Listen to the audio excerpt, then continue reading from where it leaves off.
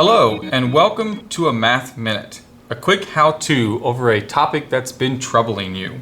The topic for this video is how to simplify a square root. Now there is a product property of radicals that we need to know and use, and that product property says that the square root, and it can be any root, but in this case we're going to use square roots, of a product a times b is equal to the square root of a times the square root of b. So essentially we are able to split a single square root into two separate square roots. In order to use this and simplify square roots, you really need to know your perfect squares. The more perfect squares that you know and the better that you know them, the easier this is going to be. So this first example, simplify the square root of 150. What I want to do first is figure out two numbers that multiply to 150. I need to re-express this single number as two numbers. And here's the kicker.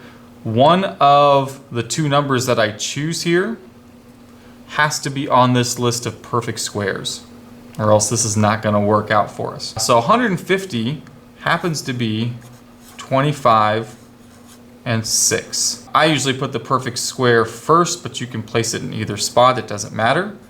That's then going to be, according to this property, I can split up. This is going to be the square root of 25 times the square root of 6. Now, whichever number is the perfect square, in this case 25, you're going to square root that number. The square root of 25 is 5, and then we keep the times square root of 6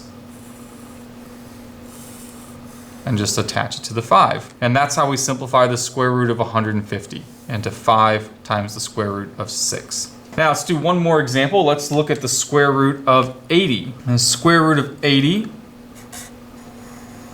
could be 16 times 5. I'm going to split that up into the square root of 16 times the square root of 5. And the square root of 16 is the perfect square. It becomes 4 times the square root of 5. Okay, that's all for this Math Minute.